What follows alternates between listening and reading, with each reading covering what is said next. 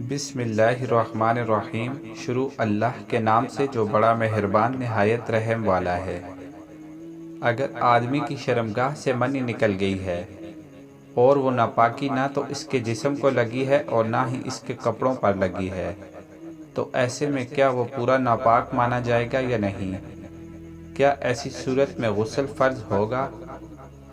Video شروع کرنے سے پہلے ہمارے چینل کو سبسکرائب کر کے بیل کے نشان کو دبا دیں تاکہ ہماری ہر آنے والی نئی ویڈیو کا نوٹیفیکیشن آپ کو ملتا رہے۔ شکریہ۔ ایسی صورت میں جب آدمی کی شرمگاہ سے منی نکل گئی، خواہ وہ ناپاکی اس کے جسم پر اور کپڑوں پر لگی ہو یا نہ لگی ہو، ہر حال میں وہ پورا ناپاک ہو جائے گا، کیونکہ منی کے جسم سے نکلنے سے غسل فرض ہو جاتا ہے۔ نجاست جسم پر تھوڑی لگے یا زیادہ، پورا غسل کرنا ضروری ہے۔ صرف نجاست لگے ہوئے حصے کو دھونا کافی نہ ہوگا۔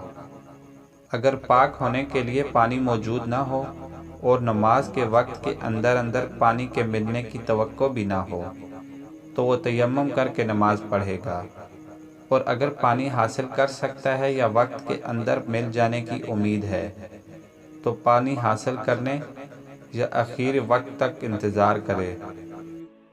پھر بھی اگر پانی نہ ملے تو تیمم کرے۔ اللہ تعالی ہمیں عمل کی توفیق عطا فرمائے، آمین۔